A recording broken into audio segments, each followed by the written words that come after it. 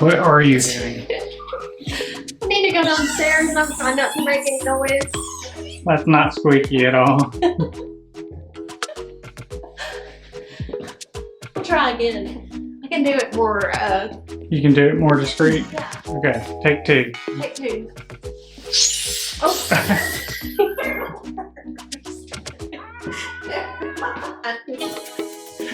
Cut.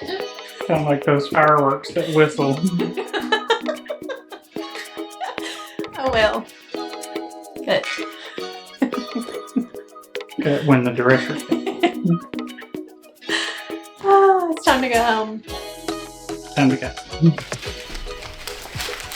Ooh, so many pretty white flowers. We have hydrangeas, tulips, peonies. So pretty. I've been in the bright colored Easter things for a little while now. I'm ready to go a little more neutral. So Yeah, so all of these are going to be put on this wreath, but in a better fashion than that throughout this video. Yeah. So welcome back to our YouTube channel. I'm Jen. I'm David. And we are so glad to see you today. Sorry we missed you last week. Our whole household had been down with some kind of stomach bug. Like, it was bad. I have not been that sick in I can't tell you how long. Thankfully, I have not been that sick. But it was rough there. You're just like counting down the hours, thinking, okay, is this a 6-hour, a 12-hour, a 24-hour? And it ended up being a pretty much a 24-hour plus, just not feeling great for a couple of days after that. So anyway, praise the Lord, we are all better and back to our normal routine. So we wanted to come to you today, like David said, with we've been doing a lot of color, and this idea today would be fantastic for a wedding, wreaths for the door for your home, but especially too for, I mean, it just really makes me think like wedding season is coming, and that would be very pretty to. Or if you're just one of those people that really likes just very neutral. Yeah, neutral colors with the white and the green. It kind of can carry you through a while on your door. Yeah. We do use a lot of this for like in between seasons. You don't really know what to put on the door. This is a good thing that you can kind of use. Yes. So stay tuned. Remember, everything you see in our video today is David Christopher's brand, and all of that will be linked in this video so that you can easily find it and shop for it and see if it's what you need for your project. It is. It is what you need. Definitely is.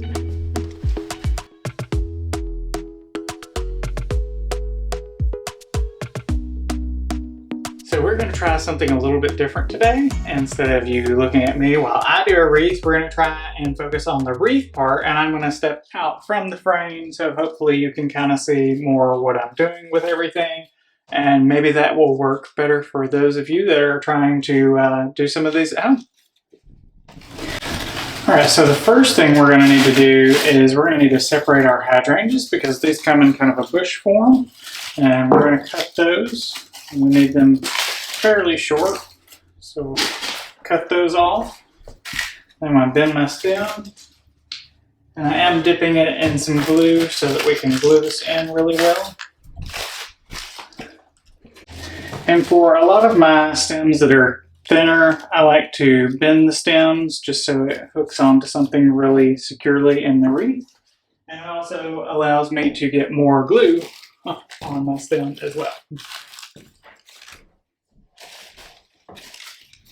We're going to vary these angles a little bit.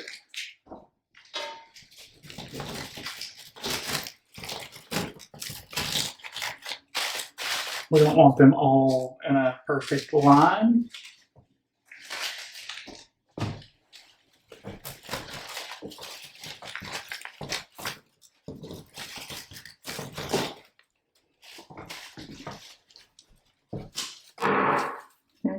Drop them over there, still.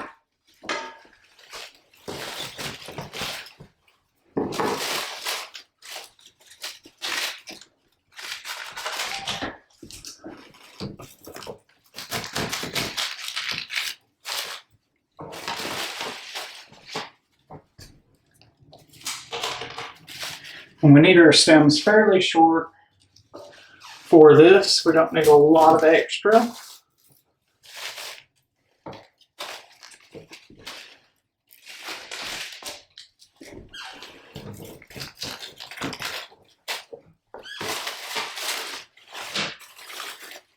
And we're going to use 15. These bushes come with 5 hydrangea stems each. So we're going to use 15 of these hydrangeas. 3 of these bushes.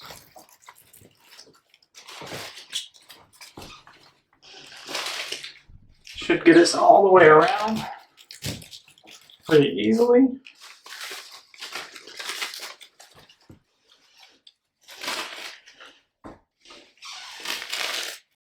We got it attached to something so that it doesn't pop out. You think you got it in, especially when you're hooking the stems in. If you don't push it all the way through, those can come out sometimes pretty easily.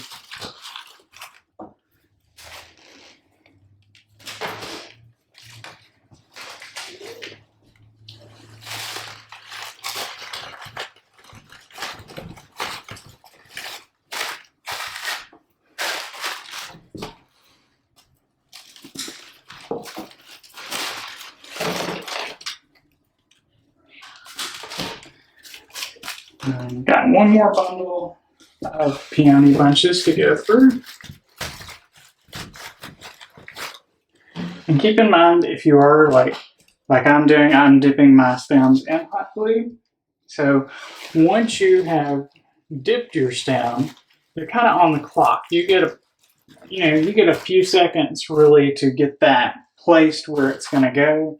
And if you don't have it placed before that glue really sets up, then you're going to need to re-glue, because the glue is once it's already hardened like that, you really can't do a whole lot with it. You can't, it's not going to have any staying power.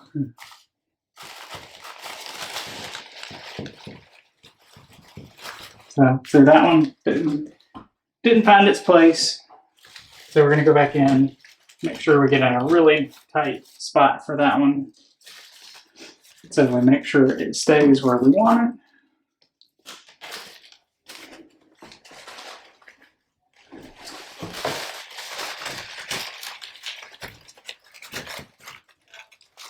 Doing this with hydrangeas, sometimes it's hard not to get a petal stuck in the glue. But okay, got my tulip bush. I'm going to try and cut these a little bit longer.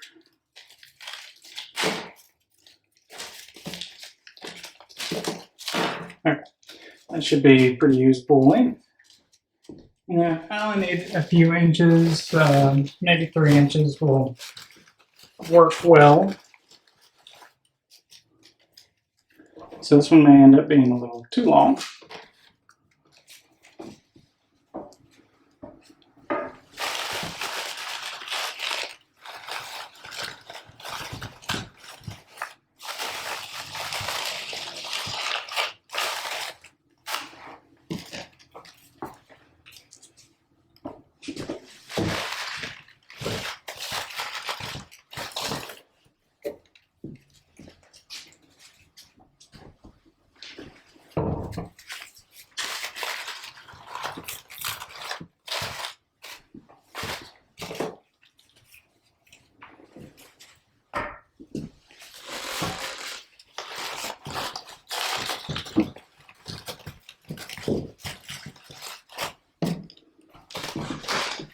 And I love tulips, so I tend to, this time of year, add tulips to just about everything. Tulips and poppies are probably, some of my favorite flowers. I'll add them to just about anything, along with hydrangeas and peonies, because you can't go wrong with those.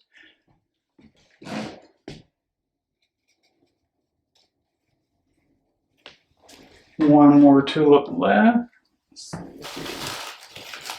Keep it in here.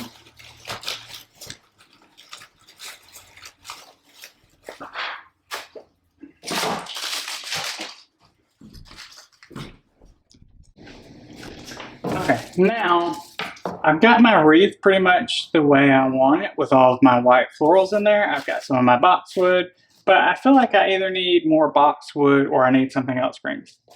And I want it a little more wild and wispy than this. This is a little too structured for me. I like to get a little little out there sometimes. So I'm going to be adding this clematis leaf vine.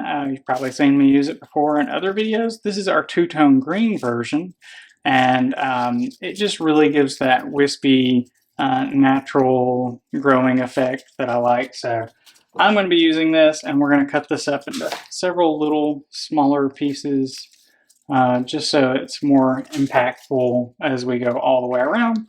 And I do like to leave, give myself a little bit of stem to work with here, just to glue that in and get that really well into the grapevine wreath, because if you don't, it doesn't hold very well. And sometimes they're like this, they're thinner. So for those, I will, kind of bend those and give those a hook, get a little more glue on there. And then for these others, I don't necessarily feel like I have to bend these, because I can usually get enough push on this to stick this all the way down in the wreath pretty well without having to bend the stem. And that thicker stem gets enough glue on it that I don't have to do that. But this really just adds, I think, a lot of impact to my wreath and gives it a little more vibrant, fresh feel. So we're going to add this. I've already cut one of these up. I'm going to use 2 of these stems. Just remember, some of these are kind of wispy, kind of long. And I'm going to cut those just a little bit shorter, cut a couple inches off of them. And pick those in. Space out my foliage a little bit. Sometimes the leaves on these will get stacked a little too close together, and you just want to pull those down, separate those. Don't let it be all stacked together.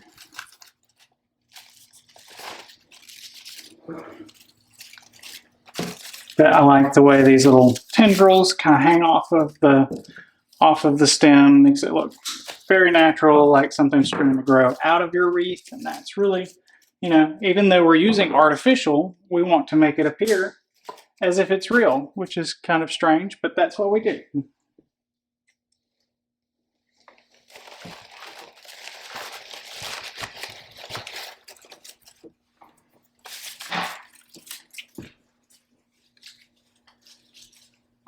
We're imitating nature. So we give all of our stems, we want to separate those all out. We want to give those curve, give them some life, make them feel like they're in movement phase. You don't want them just flat and boring and not lively and feeling like they've got some movement and like they've got a little growth potential to them. So don't just leave them, perfectly straight coming out of your wreath. We want to bend those around, let that curve like it's growing back, and the weight's getting a little too long here because it has nothing to attach to, so that's going to curve back around, back into our wreath.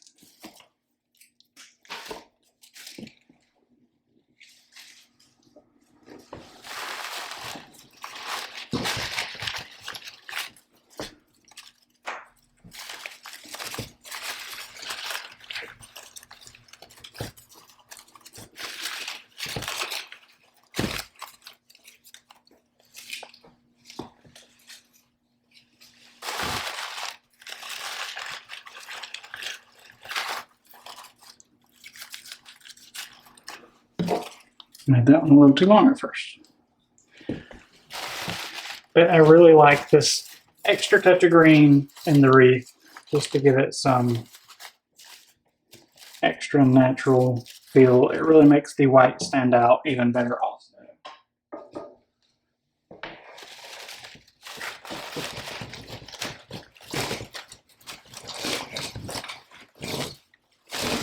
My wreath off of my screw that time.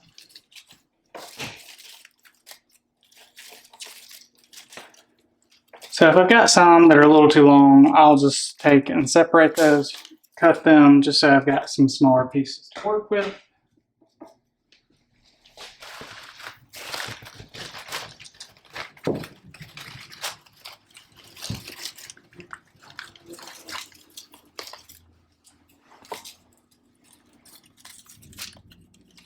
Got a few pieces left and then we'll be finished.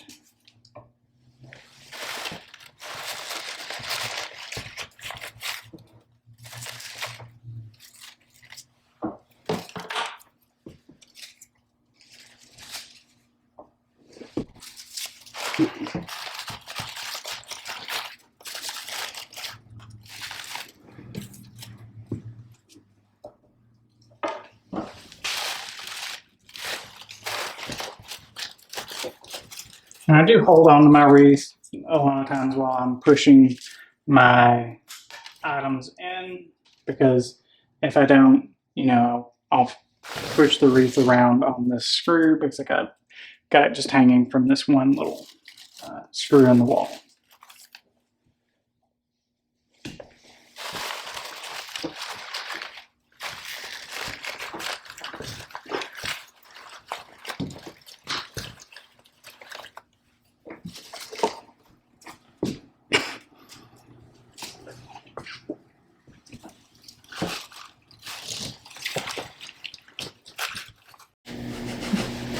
There you have it, folks. This beautiful wreath is all put together, and hopefully it will inspire you to create your own wonderful creation as we go into some warmer weather here in our neck of the woods. We never know what it's going to be like. Maybe that's where it is where you live as well. Let us know in the comments. How is the weather out there? And is it springtime, or are you still dealing with a little bit of winter? And remember that we have everything that you need to make this beautiful wreath. You'll see those products listed. You'll see in our description lots of information on links and how to get in touch with us and all that great stuff. So we hope to see you next time and have a wonderful day. Bye. I guess. Bye. I was gonna tell people Philippians 4:19. Oh, okay. Well, we'll have to. You said that, all right. I was just going to encourage people that says Philippians 4:19 says, "My God is able to supply you with all of your needs according to his riches and glory." And that's just to encourage people that sometimes, like us, we need to be encouraged when we've been sick and we've been worn out and discouraged. So, sometimes that's good to have somebody like our friend at church who reminded us about that verse. So we were given the homework assignment of telling that to one another several times a day for the next few weeks. So we will challenge you to do the same thing. Read that verse, meditate on that verse, and think about it between now and the next few weeks and see what maybe you come up with. Because sometimes things happen and you need a reminder. Yes, that's true. Lots of reminders. Multiple times a day. Now is it bye? Sure. Okay. Bye.